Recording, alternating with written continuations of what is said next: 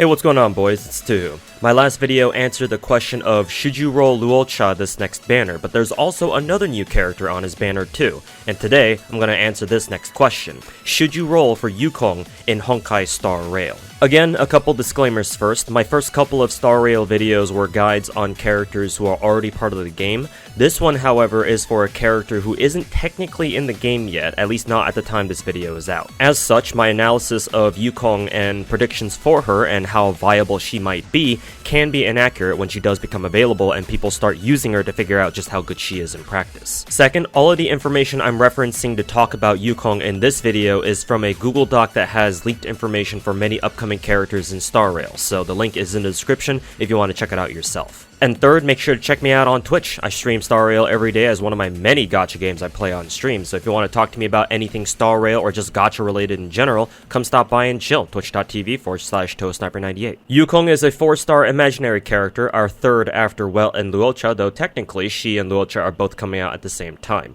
She's also a Harmony character, so naturally she'll specialize in supporting her team with offensive buffs of some kind. Exactly what kind, let's get into now. Her skill is a support, as in it does no damage on its own, but instead it gives Yukong 2 stacks of a buff called Roaring Bowstrings, and these stacks increase her team's attack so long as they're active. However, the end of any ally's turn removes 1 stack from her until it reaches 0, with the exception of Yukong herself. It just means that Yukong doesn't lose stacks immediately after the turn when she initially uses her skill, and it only starts counting down on your next character's turn. Just like Luolcha, who's the first Abundance character in the game to have a DPS ultimate, Yukong also has her own DPS ult, except it's single target rather than AoE. But it also has a secondary effect, where if she has her bowstrings buff still active, her ult will also increase her team's crit rate and crit damage. It's not specified how long exactly this extra crit rate and crit damage buff lasts for, so I'm going to assume that they last for the rest of her current bowstrings duration. Her talent enhances her basic attacks by increasing its damage based on her own attack, and also doubles their toughness damage. There's supposed to be a cooldown on Yukong's basic attacks, but apparently it's only 1 turn, so unless I'm just being a papega, this should mean that Yukong's basics are basically always enhanced, or at least almost always. Her technique puts her into a sprint mode for a limited time, in which she's got increased movement speed and can start her next battle with 2 stacks of bowstrings already active. I just want to point out now that even though Yukong has a technique like this that literally makes her run around at very high speeds, Tingyun still has a higher speed stat than she does. Yukong's 3 bonus abilities from her trace tree are as follows. Her first lets her completely resist one enemy debuff once every 2 turns, her second increases the imaginary damage dealt by her team by 12%, and her third regens 2 energy for her every time an ally takes action. The extra stats her trace tree gives her are attack, imaginary damage, and HP. And lastly, her Eidolons. E1 increases her team's speed by 10% for 2 turns, E2 regens 5 energy anytime an ally hits max energy for their own ultimate. This can only happen once per ally, but Yukong can reset this trigger after she uses her own ult. E4 increases her own damage by 30% while bowstrings is active, and E6 gives Yukong 1 more bowstring stack when she uses her ultimate. First off, public service announcement that everyone will get a free copy of Yukong in 1.2 in case you guys have forgotten. I'm just not aware of how or when exactly we'll get her, so if any of you know either for sure or if any leaks have specified when we'll get her, do let me know and others know in the comments down below. So just because of that, if you don't care about her Eidolons and you don't mind waiting a month for your free copy, you don't need to roll for her at all. Of course, if you want to roll for Luolcha, hopefully you'll be able to pick up a few copies of Yukong along the way, but if you don't need or want him either, then this banner is pretty much a safe skip so you can keep saving for Kafka, because who else are you saving for? But what if you do want to roll for more copies because you're just like me, for real, and you love big titty fox girls? Or maybe you're just wondering how good is Yukong herself exactly? Well, I've mentioned in my Tingyun and Bronya guides, check them out if you haven't already, but every Harmony character in Star Rail does something unique in terms of support. Yukong's unique perks are that she's, well, imaginary, she's got a single target ult, and most importantly, she's the only Harmony character we'll have at the time of her release who buffs your team's crit rate. The mere fact that she buffs crit rate is hilariously broken, and allow me to explain why. Critical hits are quintessential for damage output. And for those of you who either played or still play Genshin, first of all, as someone who still plays Genshin himself, my condolences. But second of all, you'll all know how much we love to obsess over crit stats in that game. Well, crits are even more important in Star Rail, simply because of the fact that this is a turn-based game, not an action brawler or whatever the hell Genshin is. So just conceptually speaking, since you have to make the most out of each turn that your characters get to play optimally, the more often your characters crit, the better off your team will be. In addition, relics in Star Rail have a slightly bigger pool of substats that they can roll. In Genshin, there are 10 substats total: flat and percent attack, defense, and HP, so 6 right there, energy recharge, elemental mastery, and crit rate and crit damage. But in Star Rail, we have flat and percent attack, defense, and HP, effect resistance, break effect, effect hit rate, and double crit for 11 substats total. So not only are crit rate stats more important in a game like Star Rail, but it's also harder to get them in the first place, which means that it's going to be very tough gearing DPS characters out with optimal substats, especially right now with Star Rail only being barely over a month old at this point. So the fact that Yukong at max ult level can give almost 30% crit rate to her whole team is actually insane, because that's a huge chunk of crit rate that you don't have to worry about getting the hard way, via relics that is, and the extra crit damage is just the icing on the cake to sweeten the deal. So by now, if you're thinking to yourself, well, okay then, Yukong seems positively busted for a 4-star, there's gotta be some kind of catch, right? Well, you're right, there is a massive fine print that comes with all that crit rate, mainly that her bowstring stacks specifically count down after any of your own characters' turns, except her own, of course. This means that her bowstring buffs, the attack buff, and potentially the double crit buffs, do not last long at all. In fact, their duration is actually worse than buffs that only last for one turn, because at least with those one-turn buffs, your entire team gets to use that buff at least once, while Yukong's bowstrings won't even get to cycle through her whole team, unless for some reason you only want to run a 3-man team. This makes team building with her in mind potentially a much bigger pain in the ass than any other Harmony character we currently have, because you have to ensure that your DPS or DPSs, if you're running 2, go after Yukong if you want them to use her bowstring stacks at all. This isn't as much of a problem if you can run her with DPSs who are naturally slower than her, so in other words, if they have less than 107 base speed, since you can just give Yukong speed boots to ensure that she goes first. But things get more complicated if you're trying to run her with the DPS who is faster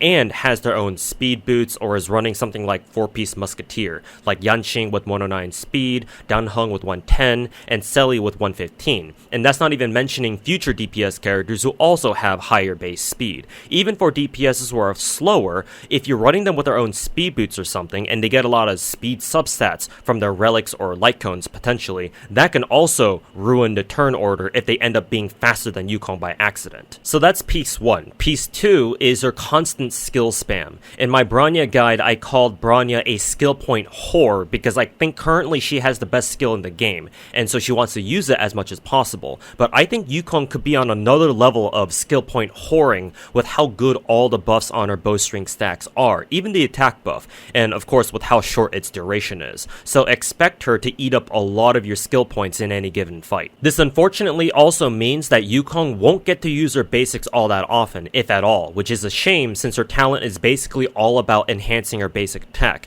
and if you don't use Yukong's basics, she effectively doesn't have a talent, which puts a whole piece of her kit to complete waste. It's actually pretty similar to Bronya's situation, where even though she has guaranteed crits on her basics thanks to her first bonus ability, you're actually not going to be using her basics all that much, just because her skill is so good. Though, to be fair, it might not be this bad for Yukong, as I'll explain later. Another quirk that I know will trigger me personally, but Yukong is similar to Yanqing in that they both have ultimates that pretty much rely on their skills to be used first so that their ultimates are also powered up. This is rather annoying in situations where they're already at max energy, but they can't use their ultimates because they need to use their skills first for max effectiveness, which is basically wasting the potential energy they would have given themselves if they could use their ults first and then their skill, and it really doesn't help that they both have very expensive ult costs. So is there anything else besides her crit rate buffs that Yukong has going for her to make up for all these drawbacks? Thankfully, there are. Her single target ultimate is her second best perk, and she scales with attack, technically. So just like Luocha, who's by default a multi-role healer, Yukong herself is also a multi-role buffer, who can also contribute to the team's damage output with her own DPS. Because the only thing in Yukong's kit that scales with anything, actually, is the extra damage that she gets from her talent for her own enhanced basic attacks, you should build Yukong as a DPS anyway, since she'll still be able to give her full support to her team, even with full crit stats. As a matter of fact, if you think about it, Yukong is actually her own best support because her bowstring stacks specifically do not get used up on her own turn, at least not when she first uses her skills, so she might as well use it herself. So you can think of her as our first single target imaginary DPS in the game. It also helps that her second bonus ability, which is the 12% team-wide imaginary damage boost, also applies to herself too, naturally, and she gets even more imaginary damage and attack stats from her trace tree. And even if you can't give her all the crit stats that she needs to be a solid DPS, she'll still contribute to the team by helping break enemies who are weak to imaginary quickly between her ultimate and her enhanced basics. You'll have to sacrifice, unfortunately, her bowstring stacks if you do use her basics, but think about it this way.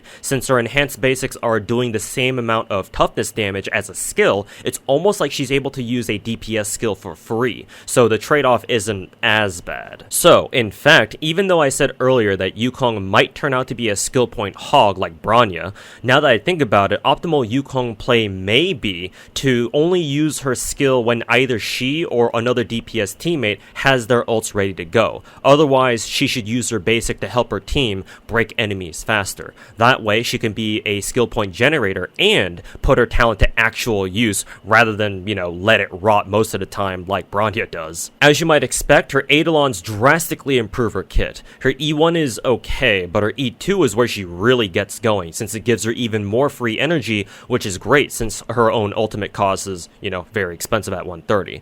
Her E4 is fantastic for a straight DPS Yukong because she's now potentially giving herself damage, attack, crit rate, and crit damage, which are almost all of the possible buff types in the game. Ironically, her E6 is her best support Eidolon, because with it she'll have 3 stacks of bowstrings, which is enough to give everyone else on her team a bowstring stack of their own, which means you don't have to worry as much about making sure your other DPSs go after Yukong. Though I will say that it would have been much better if they just straight up let her skill start with 3 stacks rather than, tie the 3rd stack to her ultimate or anything like that. So in summary, Yukong is a potential DPS imaginary character and the first Harmony character to give crit rate to her team and the first one to have a damage dealing ultimate. But there's a huge asterisk next to her crit rate buffs, that being that there's some of the shortest buffs in the game. So she's going to be quite annoying to fit into your teams unless you're able to get the right speed stats, you get her to E6, or you just make her your primary DPS on your team.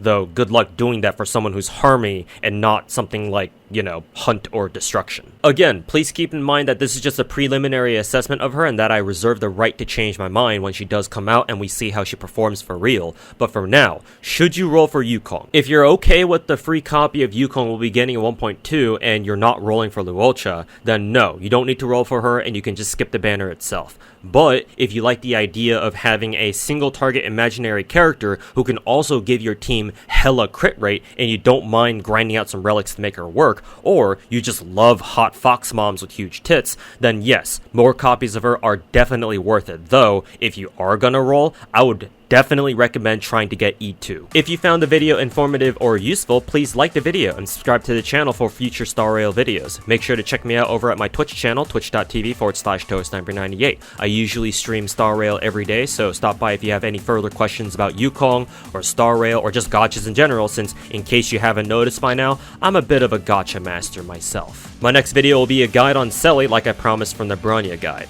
Thanks for watching, and I'll see you guys again soon. Peace!